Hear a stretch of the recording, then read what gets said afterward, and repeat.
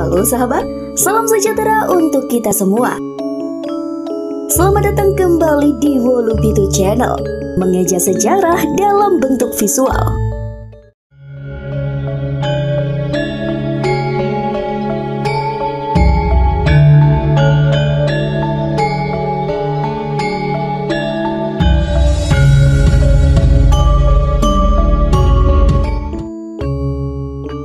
Majapahit merupakan negara agraris dan sekaligus negara perdagangan. Pajak dan benda dibayarkan dalam uang tunai. Ekonomi Jawa telah sebagian mengenal mata uang sejak abad ke-8. Pada masa Kerajaan Medang yang menggunakan butiran dan keping uang emas dan perak. Pada masa pemerintahan Raja pertama Majapahit, sebuah perubahan moneter penting terjadi. Keping uang dalam negeri diganti dengan uang kepeng, yaitu keping uang tembaga yang impor dari Cina. Pada November tahun 2008, sekitar 10.388 keping koin Cina kuno seberat 40 kg digali dari halaman belakang seorang penduduk di Sidoarjo. Badan Pelestarian Peninggalan Purbakala Jawa Timur memastikan bahwa koin tersebut berasal dari era Majapahit. Alasan penggunaan uang logam atau uang koin asing ini tidak disebutkan dalam catatan sejarah. Akan tetapi kebanyakan ahli menduga bahwa dengan semakin kompleksnya ekonomi Jawa, maka diperlukan uang pecahan kecil atau uang receh dalam sistem mata uang agar dapat digunakan dalam aktivitas ekonomi sehari-hari di pasar Majapahit.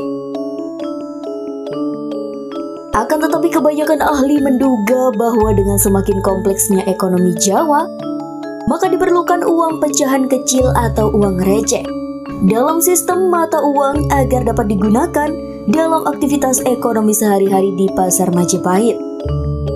Peran ini tidak cocok dan tidak dapat dipenuhi oleh uang emas dan perak yang mahal. Beberapa gambaran mengenai skala ekonomi dalam negeri Jawa saat itu dikumpulkan dari berbagai data dan prasasti.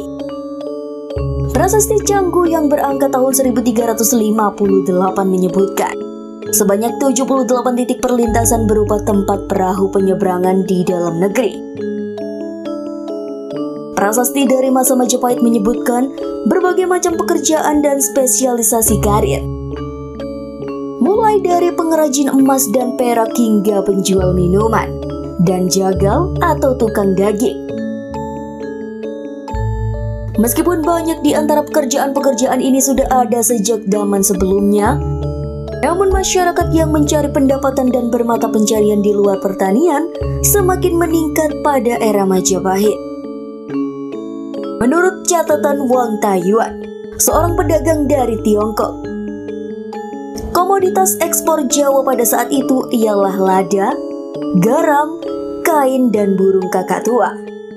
Sedangkan komoditas impornya adalah mutiara, emas, perak, sutra, barang keramik, dan barang dari besi. Mata uangnya dibuat dari campuran perak, timah putih, timah hitam, dan tembaga. Selain itu, catatan Odorico da Perdonene, biarawan Katolik Roma dari Italia yang mengunjungi Jawa pada tahun 1321, menyebutkan bahwa istana Raja Jawa penuh dengan perhiasan emas, perak, dan permata. Kemakmuran Majapahit diduga karena dua faktor. Faktor pertama adalah kesuburan lahan di lembah Sungai Brantas dan Bengawan Solo di dataran rendah Jawa Timur bagian utara yang mendukung pertanian padi. Pada masa jayanya Majapahit membangun berbagai infrastruktur irigasi, sebagian dengan dukungan pemerintah. Faktor kedua adalah pelabuhan-pelabuhan Majapahit di pantai utara Jawa yang berperan penting sebagai ekspor-impor serta transit bagi komoditas rempah-rempah dari timur. Pajak yang dikenakan pada komoditas rempah-rempah yang melewati Jawa merupakan sumber pemasukan penting bagi Majapahit. Negara Kertagama menyebutkan bahwa kemasyhuran penguasa Wilwatikta telah menarik banyak pedagang asing, di antaranya pedagang dari India, Kamboja, Siam, dan Tiongkok.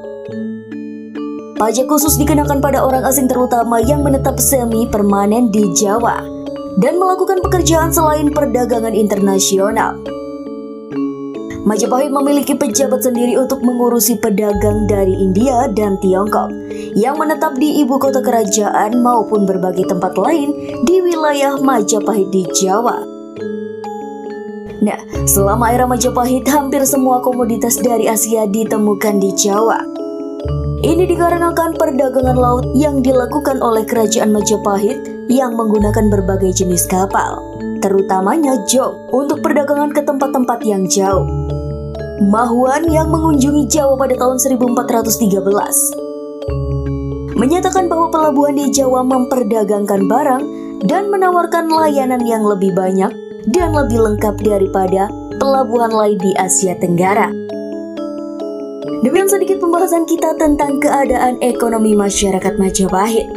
Jika kalian memiliki pendapat yang berbeda, jangan lupa tulis di kolom komentar ya. Semoga bermanfaat dan nantikan video kami selanjutnya. Terima kasih.